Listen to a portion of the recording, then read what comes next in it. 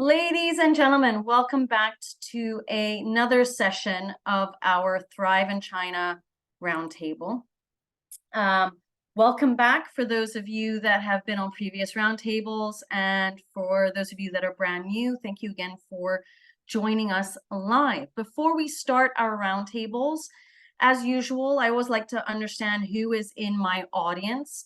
So if you could let me know in the chat box, especially for those of you that might be new to our roundtables, give me a bit of an understanding whether you're a newbie to China, a startup in China, or an experienced China hand.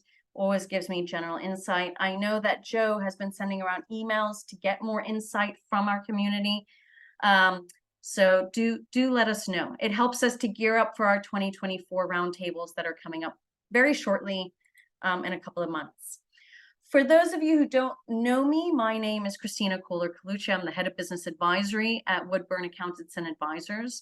I've been a leading expert on inbound investment to China for the last 20 years, focusing predominantly on administrative processes, corporate services, corporate administration, corporate governance.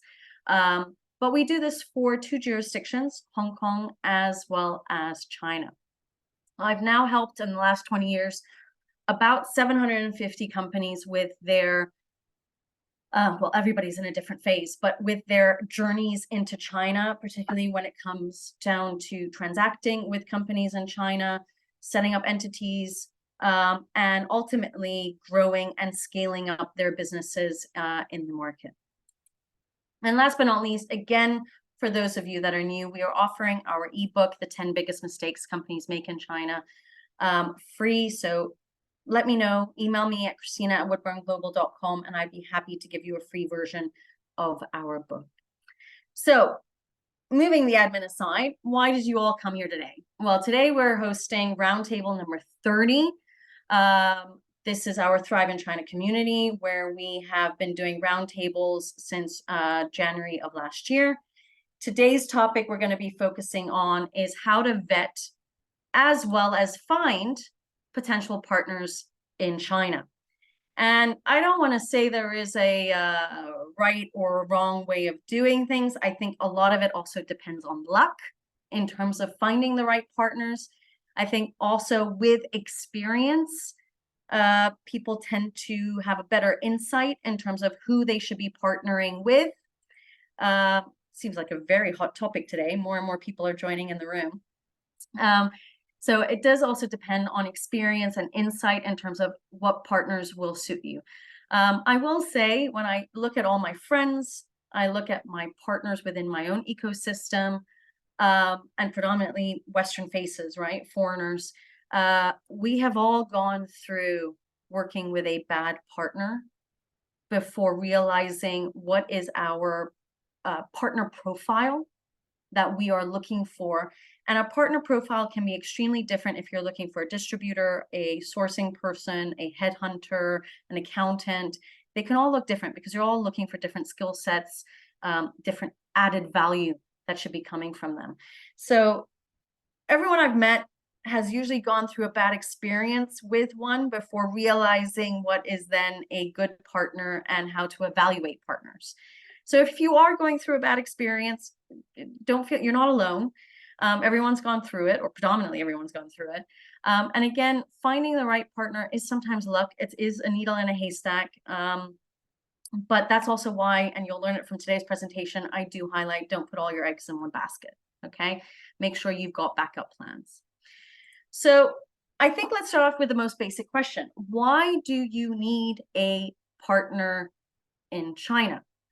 And I just want to start off by saying, because you can't go into China alone. All right. If you've been on my roundtables before, you would have heard this. We cannot succeed in China without having help from local partners.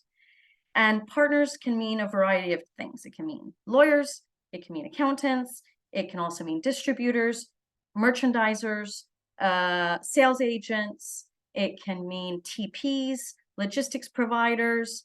Logistic also encompasses not only the physical shipment, but also warehousing. I mean, you need help with local partners in order to be able to succeed. You are not going to set up your own logistics company and then do your own distribution. Nobody does it in that way. You are going to have to outsource some of these functions until you're at a size reasonable enough where you say we bring these functions in-house with our own teams, or we add into our business scope of our business licenses to be able to do those functions. Okay, so I think first and foremost, we cannot succeed in China without the help of local partners. Partners should be local, meaning that they should be entities, individuals that are in China, that have the expertise of how to operate in China, have the team that is located in China in order to facilitate everything, okay? It also comes down to creating your partner profile, all right? The concept in the past has always been, and I'm guilty of this, I want to say this was my mindset in 2003, was I only need somebody to fulfill their service. I don't need the added fluff or added value, if you will, that they're going to provide to you. My point of view 20 years on is completely different. I want that added value. Anybody can do the fluff, all right? Nowadays, we are looking at a market whereby literally anybody is selling the fluff, the actual work. You can find millions of logistics partners. You can provide millions of accountants, millions of lawyers. What is going to differentiate them? Now, if your first thought is it's going to be cost, okay, it's cost. Good luck. I'm not even going to get into that cost component aspect. What I look for is the added value. What are they giving to me that is in addition compared to the other providers in the market that gives me transparency, gives me clarity, I feel secure, and I know they're the right partner for me, okay? Now that added value comes from the fact that they might provide additional services, they're more flexible with their services, they've worked with foreign companies so they understand the mindset and mentality of Westerners. They already have existing channels on the ground and they know the channels that the Westerners like to use or that is good for Western brand names in order to be able to get in, okay? You want that added value. Fluff can be done by anyone. What is that added value? And that added value needs to be put within your partner profile, all right? So what are the mistakes that foreign companies have been making working with partners? And what are the new ways, I want to say, of working with partners in China today? All right. First of all, I want people to understand that the Chinese are well developed. Okay. They don't need you anymore. 20 years ago, Chinese partners were scrambling to find clients. And I'm talking, when I say partners, again, I mean everybody in these ecosystems. Distributors were looking for clients. Logistics companies were looking for clients. The market today is saturated. Companies are saturated with clients. And in order to maintain good quality levels of service, they're not accepting just anybody off the street anymore as a client. So in the olden days, where you could just pick up the phone and call different partners, I say partners because there's so many different types, right? Calling partners and saying, you know, take my business, that's not the case anymore, okay? Actually, the situation has turned where you want them to call you. And this is actually a trend I've seen over COVID. A lot of companies that have not been interested in international expansion have approached me because they have been contacted by distributors, by manufacturers, by potential joint venture partners, where they have come with a business idea and have said, your product will work. Are you interested in partnering with me and pushing this forward in China? Okay, and they're reaching out because for some reason, you have created a certain level of reputation, or you have a product where they have seen your competitors be extremely successful and they want to emulate that in the market. All right. So the olden days where you would just go to China and it would be, you know, 5 distributors wanting to get the deal from you, it's no longer the case. It's actually you having a beautiful deck saying, why should you be working with us? This is what I can bring to the table. So this leads me also to the point. I meet a lot of companies who do not want to put the effort into their China business, and they want to delegate most of the work to partners, making the assumption that the partners will incur the majority of the cost, the majority of the work, and they are just going to profit from it. Those days are gone as well. Both parties have to bring in aspects into the business in order to be able to kick it off. And we'll touch on that a little bit later on in the presentation. All right. So, you're leading from one question, which is why not just call the partners, to why not ask them to make you well known? Okay. Making yourself well known in China is no longer an easy task. It's not something like you can do overnight and all of a sudden everybody knows who you are. It takes effort, it takes money. And basically, the Chinese partners are saying, well, if you haven't made that effort yourself, why should I be interested in your product or in your services at all? Right? The Chinese, my father has told me this ever since I was born. Basically, his motto has always been, China is a communist country, but the individuals who live there are only thinking about making money, right? They only want to create a win-win situation where everybody is making money, right? It's not for the people, it's for the individual who should be making the money. If they can't earn money from you, and on top of it, they have to put extra work, that's not a profitable relationship in their mind. And they are now at a stage in their development, having done this for a number of years, 5, 10, 15, 20, 25 years, where they say, I have no idea what the outcome is going to be because they haven't done the research, they haven't done the work. And I don't want to spoil my reputation. I also have my existing client base. I don't want to spoil my reputation, lose my clients because I have done something wrong or they have done something wrong and it has affected my relationship with my other clients or with my other potential clients. Okay? You've got to remember that for partners in China, effort comes with guanxi, it comes with trust, it comes with loyalty, and it comes with long-term relationship. That doesn't happen overnight. So if they don't see that you've not made the effort, they're basically saying, what's the point? Okay. Now, I've spoken with a lot of companies over time who've started working with distributors, and I always say to them, do they do everything for you at the level that you want them to do it at? And the downside with most distributors, I'm going to now use the example of distributors, is the fact that they're very good at trading.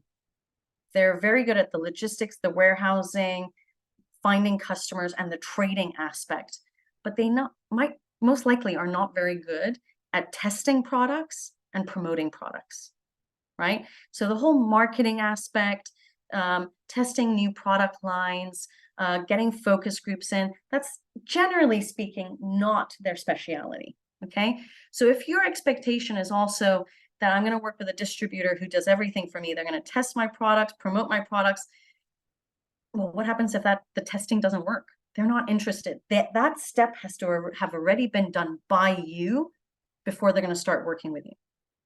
And I want to highlight there are companies in China who do this testing, this promotion, these focus groups to understand whether you're even ready for the market yet. Okay, that's a pre-investment stage that has to happen. And I say pre-investment stage because that stage may cost money. So there is some form of investment that has to go into that. But it has to be done before you start approaching these distributors and whatnot. The next question to think about is, why do they not need you? Okay, well, you might be popular in your home country. You might not at all be known in China. And to get that ball rolling, you're going to have to invest quite a lot of money in marketing as well as in branding.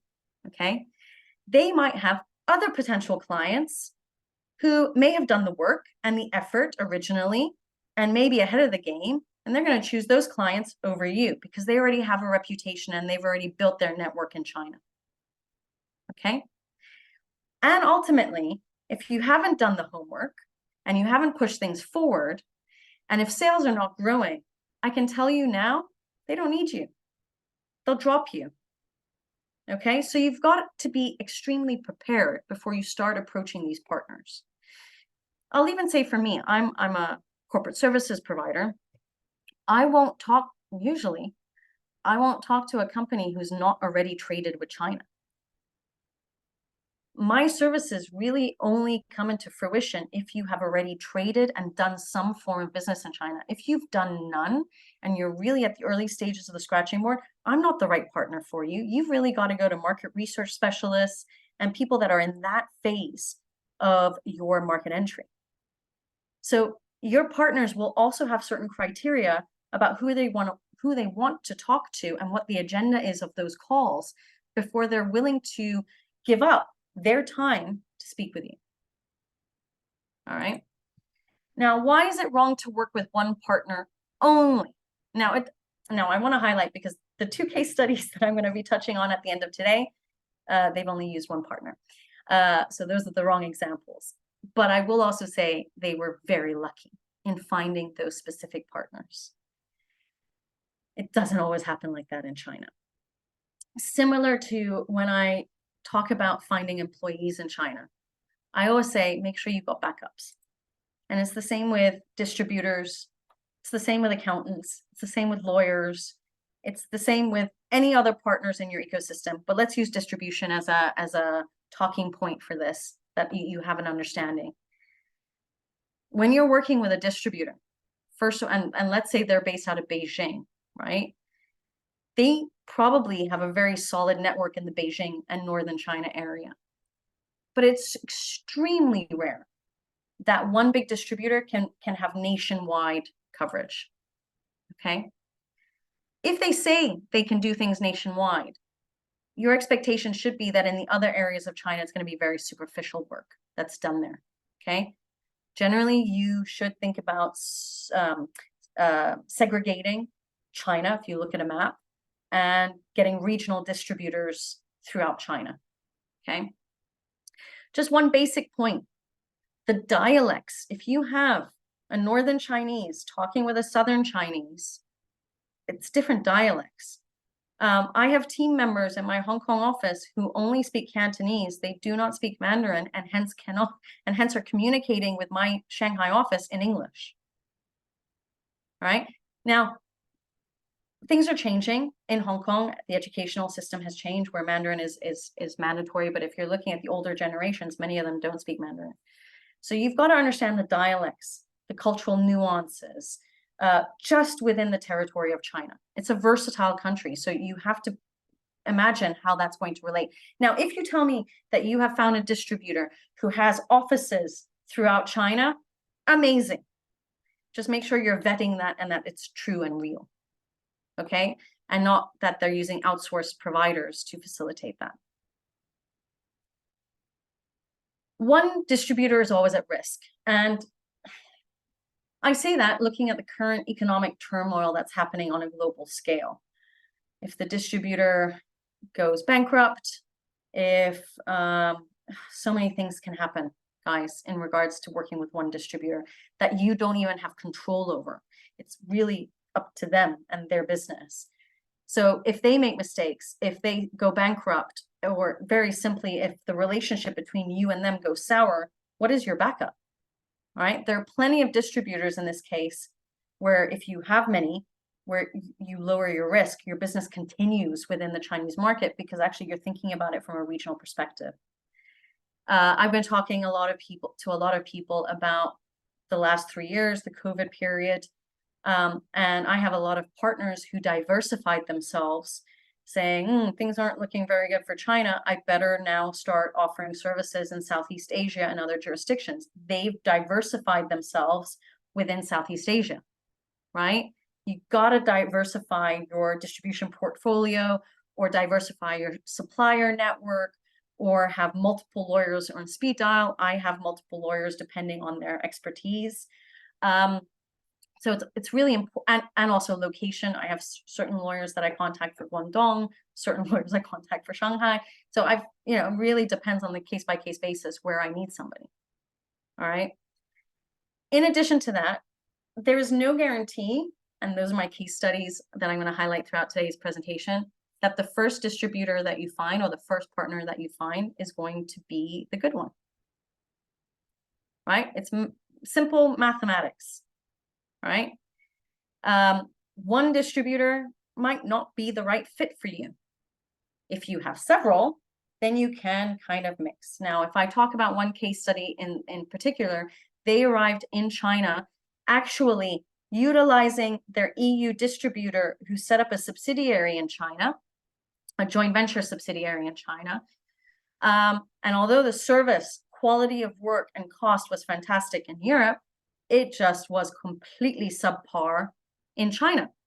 And I say South because they were based in Shenzhen.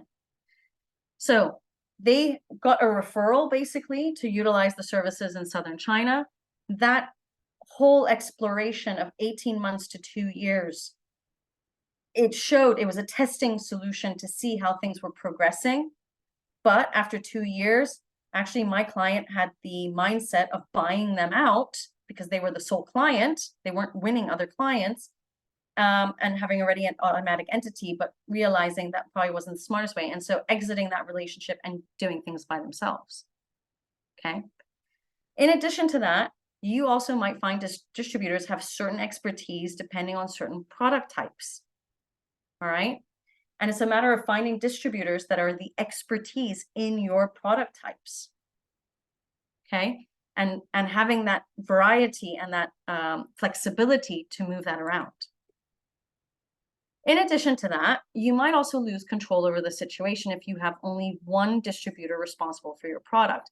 Now, I say lose control because I'm the type of person who wants to be in control all the time. I have trouble delegating. If your mindset is to go to China and you just want to delegate and you have a flexible distribution agreement and it's up to the distributor to sell, and as long as he places orders, you're happy, then that's okay. I don't really see how you're going to be able to grow and scale in that situation. But if you are keen on the Chinese market and you see that market becoming a large portion of your market share, then you want control and you need control. So I was actually, a friend of mine was working at a company called Lalique. They do crystal vases, crystal porcelain, and things like that. And my friend, who is the GM of APAC, said to me, yeah, we're actually vetting now a distributor in mainland China. And she was highlighting to me the terms and conditions of the contract. And I said, is this what you want? First question, are these terms and conditions suitable for you? And she said, well, no, Christina, that's why I'm coming to you. What I want to know is this normal? I said, no, it's not normal. But you can negotiate this agreement in any shape or form that you want. You just have to negotiate it. And if you're finding that you're not getting the terms and conditions that you're looking for, then this is not the right distributor for you, regardless of their network and what they say they have. In this terms and conditions sheet, they were not willing to share final price to consumer. And she said, well, no, I need to understand how they're going to mark up and what the final price is to distributor, because obviously at some point we're going to do this ourselves. So if you're not getting the transparency and clarity you need and the control you need, it's not the right partner for you. Okay. It might also happen that your product is copied by this exclusive distributor, and then you're made redundant because they find a cheaper supplier in China who does it, and they start marketing this parallel product. Happens. All right. You need to make sure that your terms and conditions in your distribution agreement are solid. And this is where it's really important to have a lawyer on board in China to support you on this agreement. So with all of that, the question still remains, right? How do I find partners in China? So obviously you can search online. And this is what I see a lot of companies doing. In fact, they hire Chinese graduate students who come in their business part-time, and they do online searches for a variety of different partners. Could be suppliers, distributors, logistics providers, etc. Searching online is one thing. You can search, you can get a full companies list, but at the same time, you can also go and get a company directory of logistics providers or a company directory of distributors in your specific industry and sector. That's not really a challenge. The question is, when you do your searches online, how do you vet them? How do you contact them?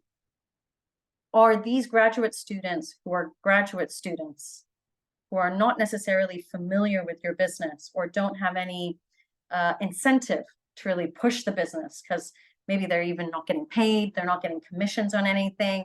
Their job is to go in there for 1 to 2 hours per week and find distributors or suppliers or partners or whomever, right? This might not always work out. It's a very laissez-faire attitude to just search online. If you are going to search online, it's because you already have a company name in mind and you want to do a background check on them and see what's popping up when you search online. Just to find people online, just like that, not the easiest thing. I also think you can use LinkedIn to find people in different industries and sectors. LinkedIn is slowing down in China. They're slowly exiting the market. So whether these people's profiles on LinkedIn are up to date, I don't know. I mean, that's again something you'd have to vet and research on. The next is Tmall B2D. And I've noticed that over the last few years, people aren't aware of Tmall B2D. And this is predominantly because Tmall doesn't promote this very often. I was actually looking today to see if I could find their website. Can't find the website. Granted, I'm using Google. I did not use Baidu. What I want to highlight with Tmall B2D is that there are about 85,000 Chinese distributors in a variety of industries and sectors that are on there. There's not a lot of traffic going to these sites. There's very little exposure. There's not much marketing that's occurring with Tmall B2D, so people aren't really aware. We also don't know from the back end whether Tmall is vetting these providers, okay? So I think it's really important, could be that some of your partners are using Tmall B2D to find connections or whatnot. Tmall B2D is very, very similar to using the Alibaba database. It's also but that's for sourcing. It's also very similar to using the Hong Kong Trade Development Council's database as well of merchandisers. This is, however, for distributors, specific to distributors. Hong Kong Trade Development Council and Alibaba is more for manufacturers and suppliers and whatnot. It's not specific to distributors. Although the Hong Kong TDC one, I have heard, is also now adding a distribution arm to that database where you might be able to find people. So again, using these types of databases, try. Obviously, Tmall B2D is all in Chinese. Hong Kong Trade Development Council is in English. Alibaba is also in English if you're looking for that. Trade shows and exhibitions. Borders have opened, guys. I actually deleted this slide from last year's presentation because I was getting a lot of flack from people saying trade shows and exhibitions are all well and good, Christina, but how do we get to them if borders are shut and we can't travel in and there's quarantine regulations? So I've put it back in now. Borders are open. In fact, in this week, we've got CIIE in Shanghai. We also have FHC, which is a food trade exhibition, trade fair. There's a lot happening with trade shows again, guys. So obviously going to one or more trade shows or exhibiting yourself at these trade shows is going to help you to promote what you're doing in China and have people come to you versus you having to reach out into a haystack. It also allows you to walk around these trade exhibitions, get in your steps, and meet people, visit people, and understand what's happening. Okay? Again, I think the biggest return on investment is if you invest in the booth. That obviously takes money. But there are also companies out there who are specific to certain industries. So I know a lot of food import-export agents, food distributors that work with a number of brands and will set up booths highlighting these different brands. Of course, it's not a highlight just on you, it's a highlight on a variety of different brands and different products. But there are these third parties who do that. So head on over to China. I think it also gives you a great research on the market by being on the ground, being in this conference hall with people from your industry and your sector, right? Specifically. Third parties. Now, what do I mean by third parties? Third parties are these guys that are generally one-man shows who say they can help you get into China. And I'm talking about these trading guys, all right? Not corporate. I don't do this business. I don't vet partners or anything like that. I just think it's an extremely important topic. But you have these third parties out there who will say, I will help identify, first of all, they will say, I will help you research whether the market is right for you. So I'll do testing on the different categories of products. I might get focus groups in. I will help you to find distributors, or they might be on the other end of the spectrum where they say, I'm a merchandiser and I'll help you find a variety of different suppliers in China, evaluate them, vet them, travel to them, and start negotiating with them, etc.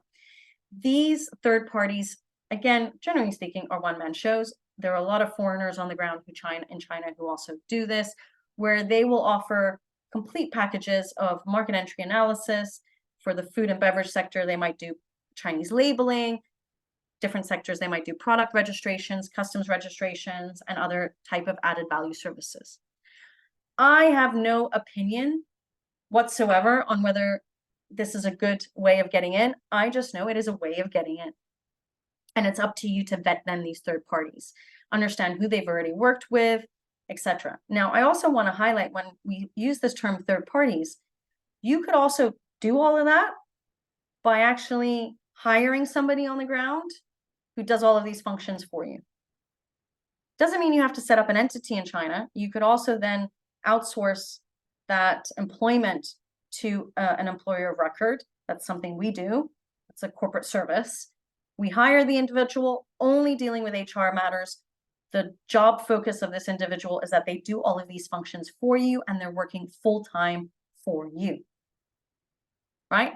So it's either finding a guy who does it or hiring somebody who does it, and it's a formal relationship at that point, okay?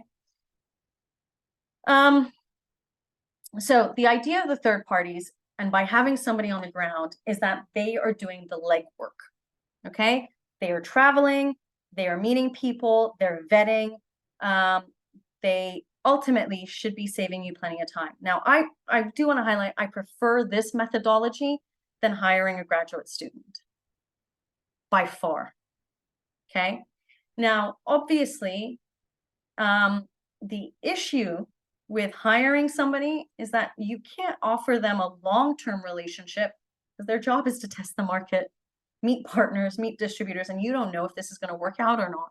So you might want to say this is a one-year contract to figure out. And if it's successful, if the outcome and the research and the data shows we can be successful, then it moves on to the second year of employment, etc. Working with a third party, obviously, it's contract terms. So it's saying to them, you know, they're going to tell you, I can't guarantee success in the Chinese market. This is the research we have to do. We have to go to the trade shows. I have to travel. I have to do this and X, Y, and Z. And that's, you know, and then you can terminate the contract if you find out it's not successful. Gives you a bit of ease in terms of the contract terms. Alternatively, when we're also talking about third parties, I also emphasize China-oriented sales managers that are based in your home jurisdiction who are going to travel frequently over.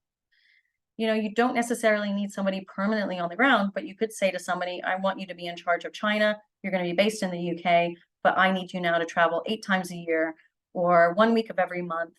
And I will incur the cost of the traveling trips and whatnot, but you're going to go over. They might be also responsible for other markets, not just China. They might be responsible for Greater China or China, Korea, Japan, depends. I mean, they might also even be responsible for international, right? But there's different ways that you can structure this third party aspect as well. Another one is referrals. Now, referrals is really big. So if you are in your home jurisdiction, start going to more China-related events to see who you're going to meet. And when you talk to these people, you say to them, how are you trading in China? Who are you working with? Do you think you could introduce me? Right? I mean, the whole point of China is all of these types of network building and introductions and seeing who works with who. That's already your reference point. If somebody works with a distributor already and they're happy with them, contact them. Take advantage of that relationship, right? That is your reference point, right? So definitely try to make referrals and try to build that network to see who can help who. I have a network of people who vet partners, and I'm going to show you at the end how you can vet your partners on your own, but also I've got 2 examples of companies that can do it for you, right? and do a credit risk and background check and whatnot. But I've built up this referral network. I know how to go about doing it. I've done it for 20 years, right? You've got to figure out how to make those referrals as well. I think for anybody who is in the early stages, contacting the chambers of commerce and the trade commission offices in China is invaluable. It's a starting point. Not only do they then have a directory, but they also could potentially, ultimately, it is their job to do matchmaking. That's why they're there. That's why you have a trade commission's office on the ground in China. That's why there is a chamber of commerce on the ground. It's to help and facilitate Spanish companies, American companies, Canadian companies, British companies to do business in the market, okay? They will have a wide network. They will also have, hopefully, an up-to-date network. And they might be able to connect you with then service providers that you need, at least, right? So I work very closely with the China-Britain Business Council. They do this type of B2B, and I want to also say B2C matchmaking in terms of finding TPs, vetting these companies, etc. They can do this work, right? What I will also emphasize you all to do is before you start thinking about building up that network, understand what is your existing reputation in the market, okay? When I am talking to a company or I have a phone call about to happen with a company, I do a little bit of research myself. I check their website. What do they do, right? It gives me an understanding of not only what they're about, but also about their products and their services. I then need to understand about China component, but it gives me a background. Do you have a website in China, in Chinese, where partners can find you, research about you, have background on you? Now, there are plenty of agencies that can do that for you as a first step, that you have marketing collateral, branding collateral, you've got content collateral to highlight who you are and why what your products are or services are and why you're amazing, all right? And you've got to understand that, okay, I use Google right now, I'm in Europe, but Baidu is the search engine that is used in China. So how are you ranking in the search functions when it comes to Baidu? Have you done SEO, SEM tailoring for your website that you rank higher up? Do you have enough content collateral to get people aware of you? All right. Optimizing a website for the Chinese market is very different from optimizing a website for the North American or European markets. Okay. And generally, Baidu is the go-to website. If you are, I mean, like Google is for me, if I'm looking for, I don't know, a dentist, I go to Google. It's the same thing in China. If people are looking for certain companies, products, or whatever, they're going to do it through Baidu. So build your reputation in China so that partners reach out to you. Think about your social media accounts. WeChat, right? WeChat is widely used. Have you thought about having a brochure specific to WeChat where people can scan a code and they can easily download your WeChat brochure, making it interactive, easy to reach? You've got to think about having these collateral pieces to build up your business. Also realize that a lot of negotiation and discussions are done via WeChat as well. So when you are building up your network of individuals, business cards aren't going to be handed out. It's all going to be WeChat QR codes. Add me onto WeChat and we'll have a discussion, right? So make sure that you have WeChat readily available. Another thing I was going to highlight was KOLs. This might be going to an extreme because it is sometimes cost prohibitive. But if you are in the consumer sector, and I have seen this happen with B2B businesses as well, is using key online leaders, key opinion leaders to promote your product and your brand. The more that others in China talk about you, the more that people are going to reach out to you as well. Okay. So I put this as a last point because this could be cost prohibitive. But again, it depends on how you want to attack the market and how much effort you want to put into getting into the market. All right. Now, I just want to highlight as well, I'm not a marketing guru. I'm not a marketing agency. This is where for these 3 slides here in terms of building your reputation, I highly recommend you to talk to a branding agency, PR agency in terms of how to do all of that, how to build up your website, how to get a WeChat company page, but also who within your business should be on WeChat to communicate, and whether KOLs would be of importance to you.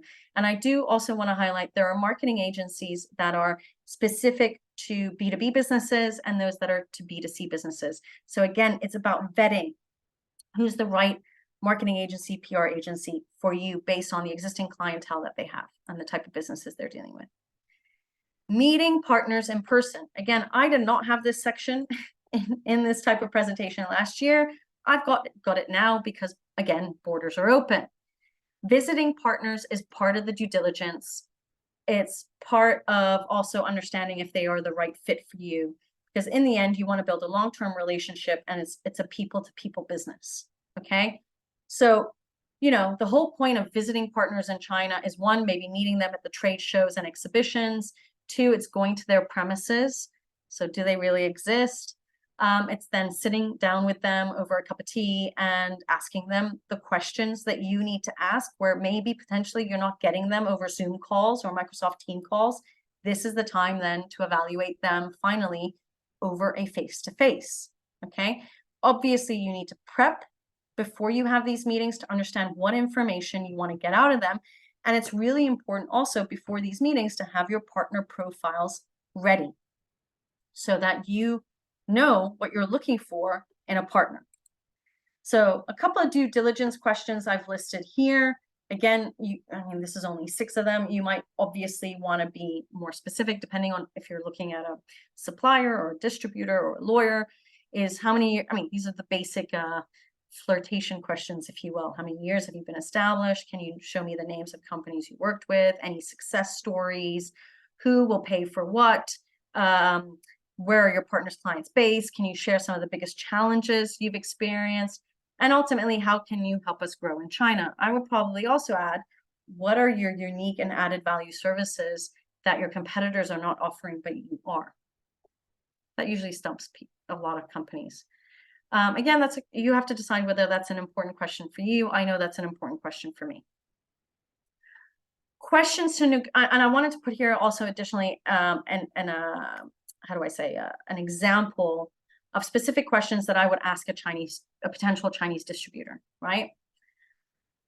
And a lot of these questions you might be thinking, well, those will come in the terms and conditions when we're discussing the distribution agreement. Fair enough. But why would you still not have these questions for that discussion when you're meeting? And you can always word it in a way of, when you're dealing with these questions, how are you doing them with your existing clients? So with your existing clients, are there minimum sales quotas?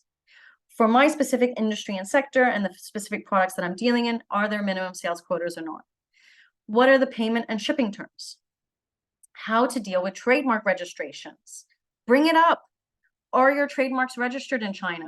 Again, I've not put this in here because that's a totally separate discussion point, but have you registered your trademarks for China before even visiting China and meeting with people face to face? That's about control, guys. Having control and making sure that your brand assets are under your control and registered under your name. What laws will the relationship be under? Are we looking at a Chinese regulation, or are we looking at, I don't know, North American, Switzerland, European? Where is the court of law going to be? Who will pay for what? And almost, I would also say, what are your strengths? So, you know, if you're not good in marketing, then maybe I should get separately a marketing agency. If you're not good in logistics, well, maybe I need to outsource the warehousing, and I actually prefer to choose that because I want to be in control. But also ultimately, you're saying who's going to pay for what? If you're doing cross-border e-commerce, who's going to pay for the Tmall platform, the JD platform? Who's going to pay for that subscription? How are you going to deal with warranties? And ultimately, how are you going to deal with the trade secrets? So non-use, non-disclosure, non-circumvention, right?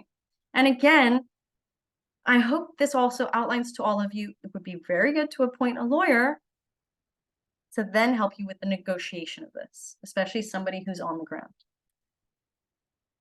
Now, reminder, okay, you need to support your partners from afar. So for those of you who are thinking, I just want to delegate, and I want the partners to do everything. I don't want to put in more effort and work, and I actually really don't want to pay. I just want to make profit out of this deal. For you guys, that you won't like this slide at all, because what I'm ultimately saying is, if you want to succeed, you need to understand what the distributor is good at and what you need to bring into the picture. So do you need to provide training?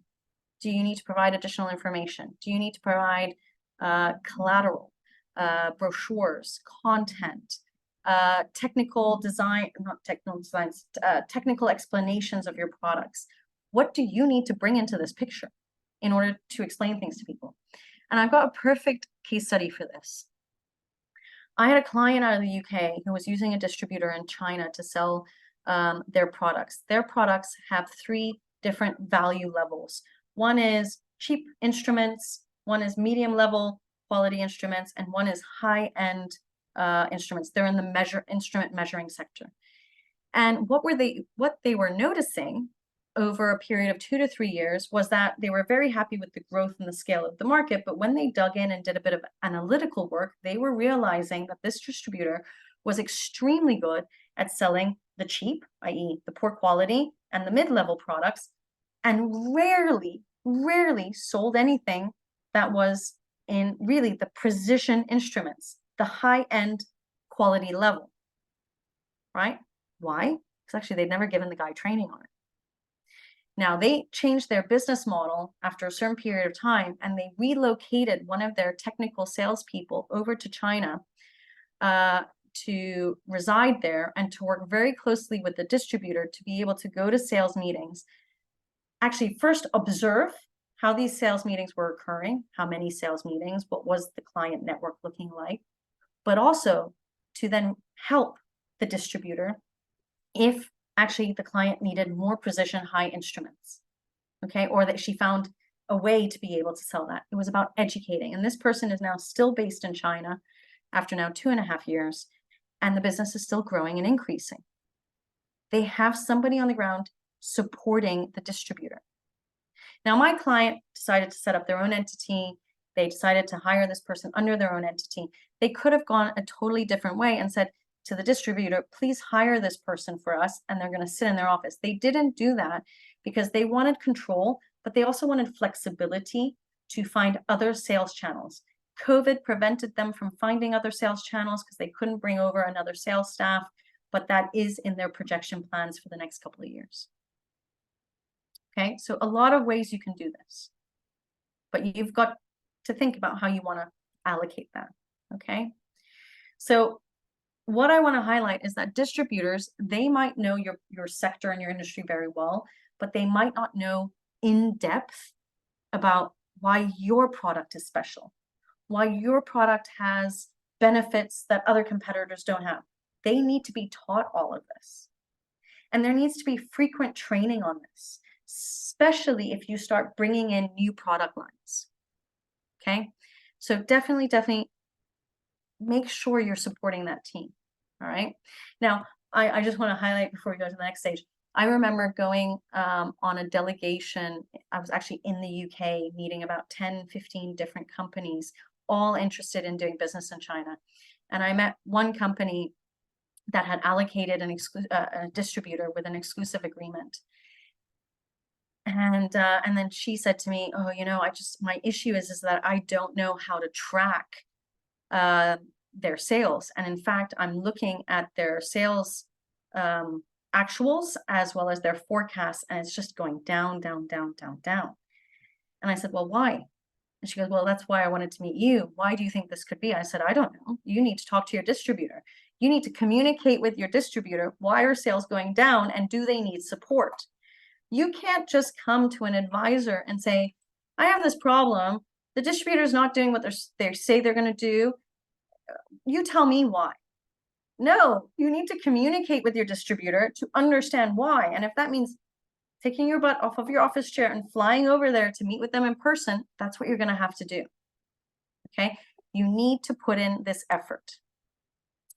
Now, how to vet your potential partners? Okay, we know, like anywhere else in the world, and I would want to emphasize that it is like anywhere else in the world, that partners can scam you, right? I have now in 3 years that I've been in Europe, I've seen it. There are partners also in Europe that are going to scam you. Okay, it's everywhere. So what we do here in Europe to vet partners is the same of what we should be doing to vet partners in China. Scams are obviously popular. We want to have transparency and clarity, but we have this added dilemma of potentially language barriers and cultural barriers, right? So what can we do without paying an arm and a leg to vet a partner? The first thing you can do is say to the partner, I would like to have a copy of your company documents. I would like to see your business at a minimum. I would like to see your business license.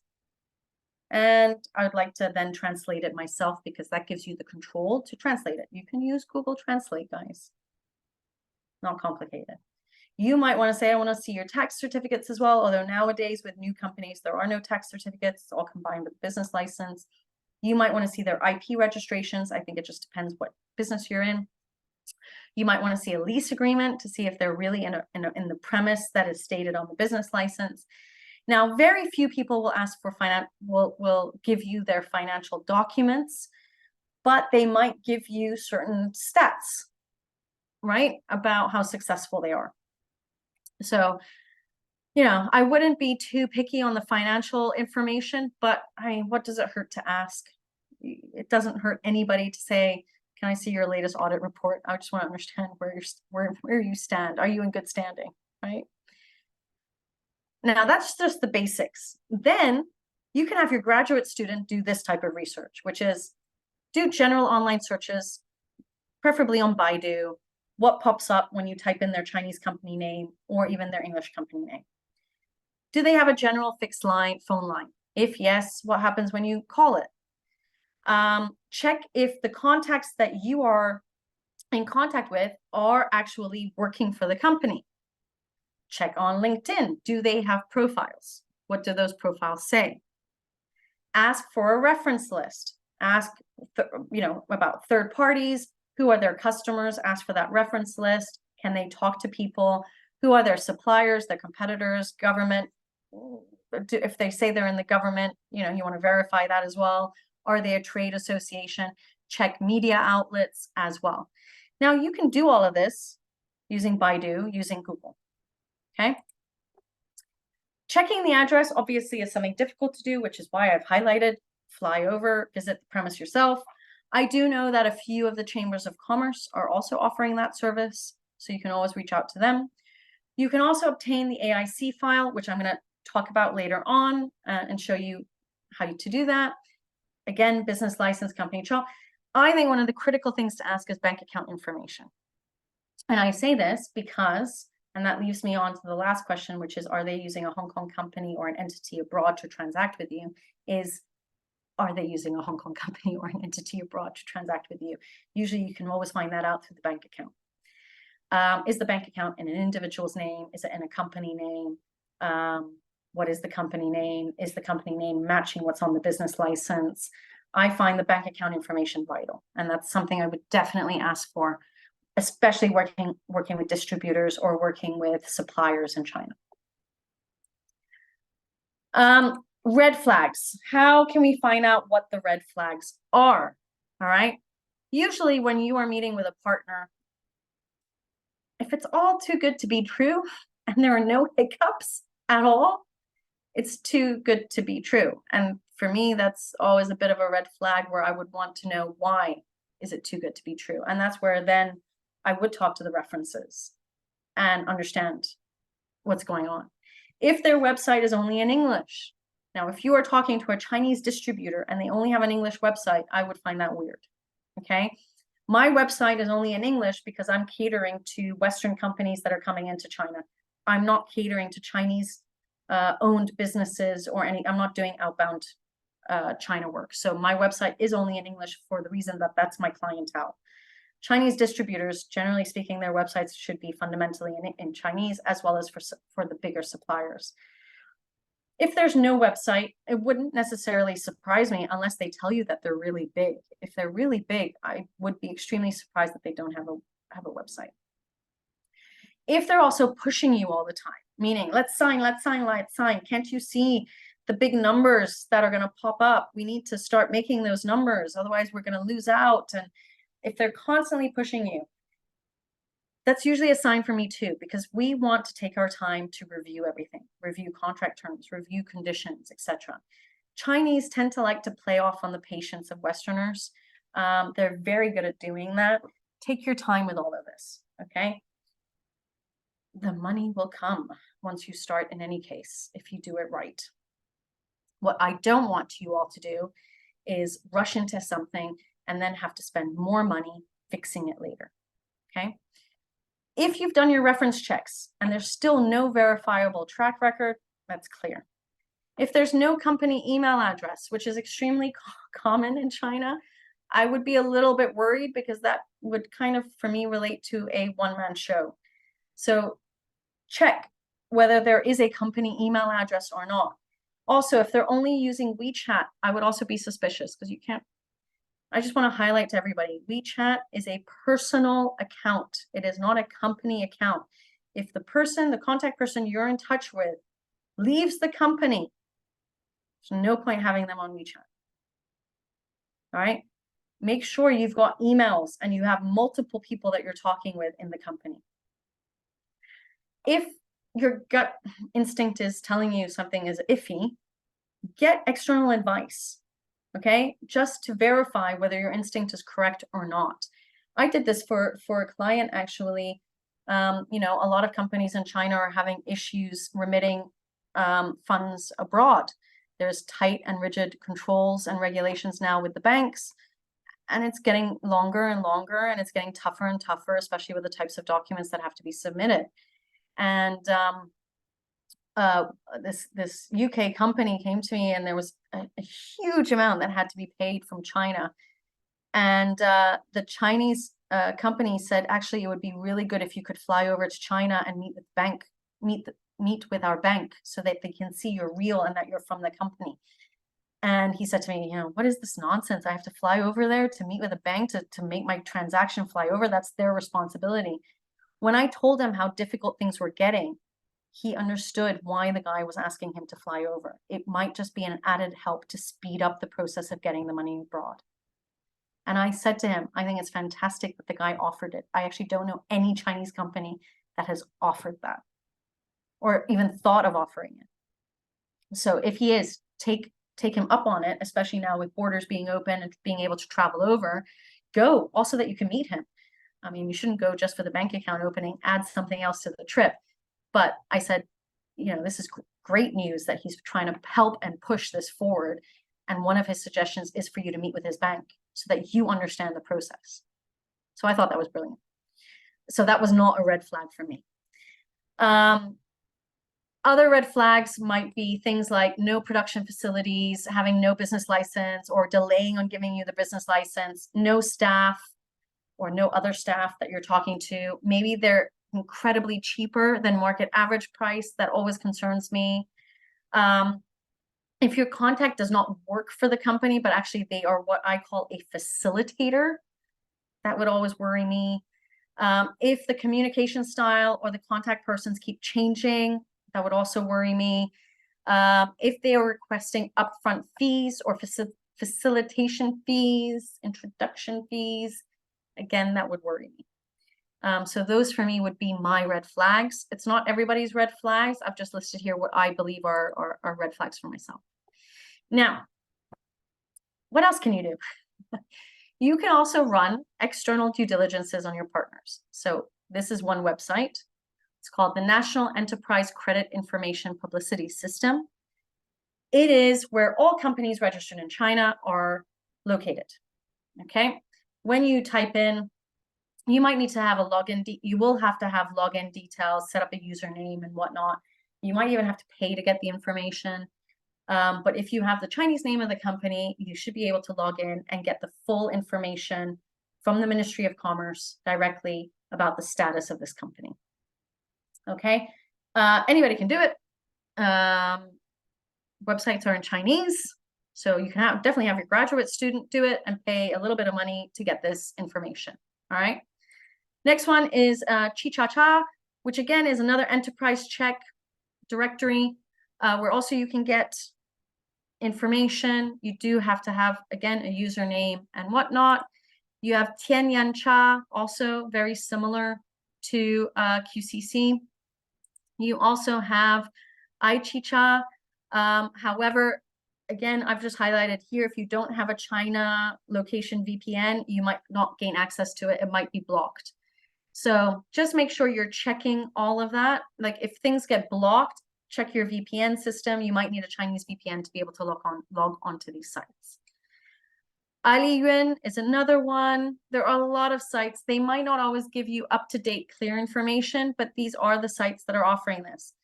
China Insurance Regulatory Commission is for all insurance firms, insurance agents. Securities Regulatory Commission is all banks, fintech companies. Court enforcement information is if there's been unethical business practices that have popped up. So I would do that in addition to the others.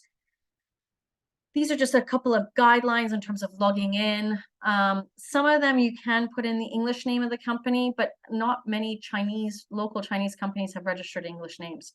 So really the best is if you have the Chinese name of the company, even the Chinese address would be of help. You can log in. Financina is also the site if you want to look at stock listed companies in China as well, where you can get this information. So there are plenty of sites where you can do this on your own. Again, you probably need to create a login, username, and all of that, and pay a small amount of fees to get in there. Or you can have somebody do it for you. So Refinitiv, which is used to be called World Check. That's how we do our KYC screenings. So this is also a site that a lot of banks use to do KYC processes on companies. They have a Chinese website as well, where you can find Chinese companies. Dun and Bradstreet are another due diligence agency. There are a lot of companies out there that do these types of background checks, credit information. It's just added information to make sure the company is real. You guys can't imagine the number of emails I still get on an annual basis of somebody reaching out to a supplier on Alibaba and saying, well, I paid 10,000 US dollars for them to produce something, and now they're not contacting me anymore. Right? It's because you didn't do your due diligence. All right. And I don't know what these companies are charging nowadays. It's something you would have to check directly with them, but it's just to tell you that this all exists. Okay. And I know for some people, they don't even know where to start looking for these types of agencies, but this is how you can vet your partners and be sure about who you're collaborating with. Case studies. So I'm going to hit you on case studies. Now, these are two case studies that have worked out phenomenally. Probably nobody likes to hear necessarily the success stories, but I do want to highlight how these two companies ventured into China. So the first one is a UK family-owned business, been 3 generations now, producing leather bags and accessories. And they decided, actually, they didn't decide. They were approached by a distributor in China who is American. So it's an American guy who has built up his business helping foreign brands distribute their products in China.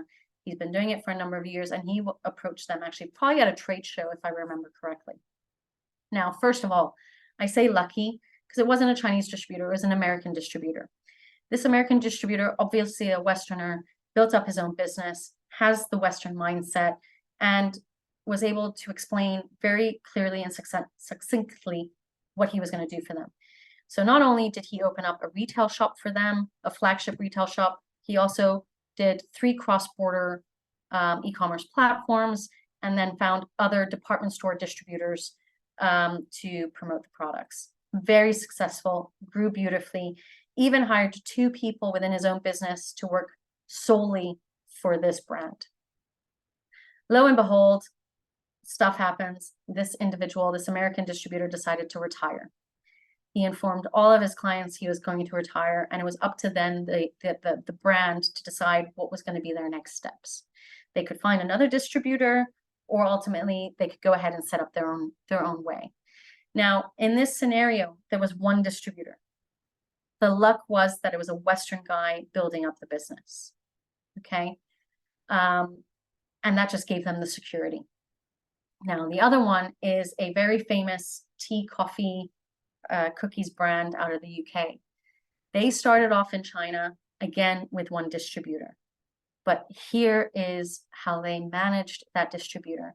They repatriated one of their team members to China to be employed by the distributor, a foreigner, to be employed by the distributor, sit in the distributor's office to really cross-check what the distributor was doing, not only in terms of handling inventory, where the storage facilities were, but how the distribution was happening, who they were distributing to, and also helping eventually to build up the cross-border e-commerce business as well. They have now since also decided to do things in-house, but they're maintaining the relationship with this distributor to manage the warehousing and logistics because they just don't want to outsource. They're so comfortable with what they're doing. Now, these are case studies, really successful case studies, finding the right partner from the get-go and starting off the business. But the amount of times I can tell you that this does not happen, right? The case study I was telling you earlier about an EU distributor recommending their own subsidiary in China and that failing and flopping. And ultimately them deciding to go on their own, but approaching me because they had no ecosystem. They didn't know how to find appropriate TPs. And I think the fear of finding the wrong partners was so severe for them that they needed help in eliminating and discussing. I'll never forget, I had a phone call with a TP with this client. And after the phone call, in the phone call, the client said, "Hey, I'm ready to sign the agreement with you. Where send it to me. I'll sign." I said, no, stop. You've got 2 more other companies you're also talking to. You need to compare. And when we got off that call, he said to me, I was so caught up in the fact that the guy spoke fluent English and understood my business and understood my business model. I was so excited. I was ready to go. But you're absolutely right. I need to compare. So compare. Don't put all your eggs in one basket. Try and meet different people. Try to have these types of interviews. Try to build up that network of different companies within different sectors and industries that are going to help you. And make sure you know what is your partner profile, right? And what I've taught today, I've talked a lot about distributors, but I hope you have a sense that you can use these concepts the same for suppliers.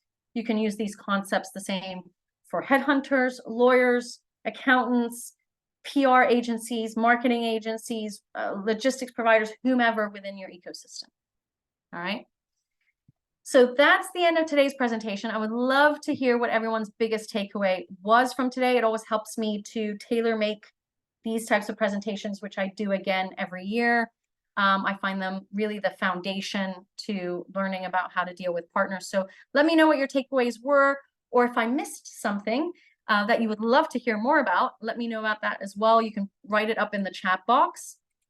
There are questions, I believe, that have popped in. Let me just see if there are any. So I see one from Steve. So Steve, you were saying trust exclusivity versus multiple and potentially somewhat overlapping channels, how to square that circle. That is a very difficult square to circle, or circle to square.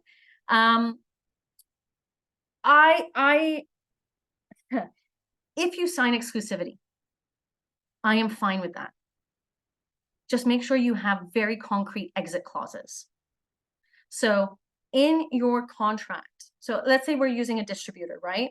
And you decide to sign exclusivity to a distributor. First of all, make sure that you've set clear KPIs, clear sales quotas, that you're getting all the transparency and clarity you need from them. The second point then is exit clauses. what is the term of this contract? Is it 1 year, 2 years, 3 years, 10 years?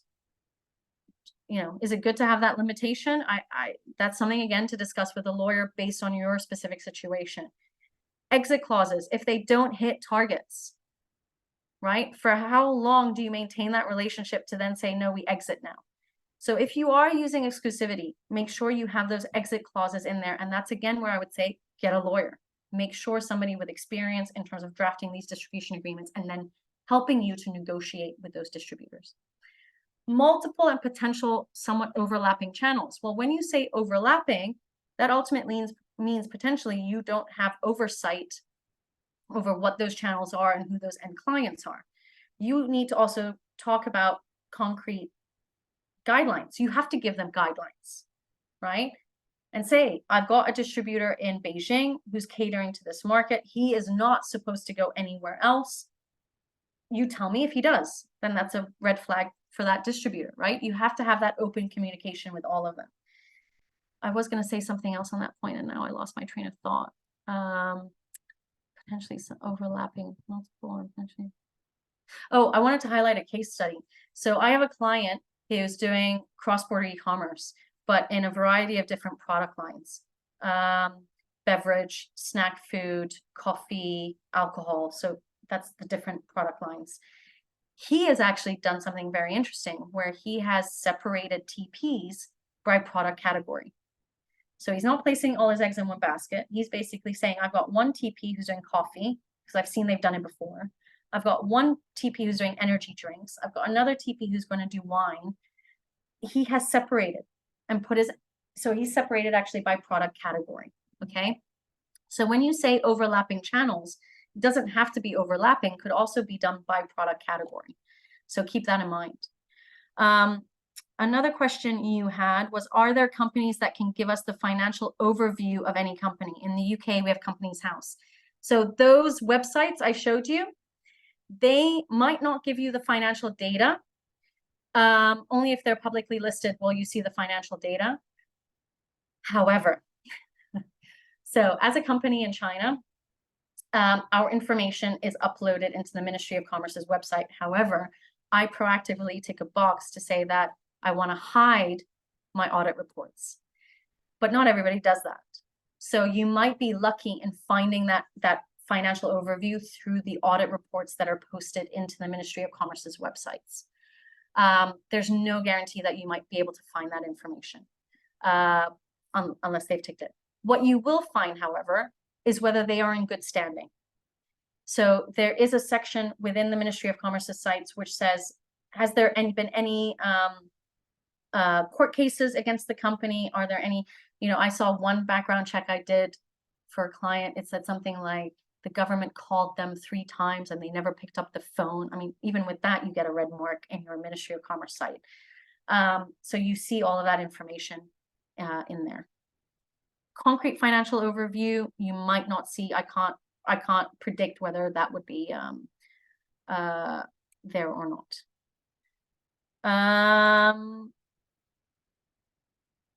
All right, that's it, guys. No other questions have come in.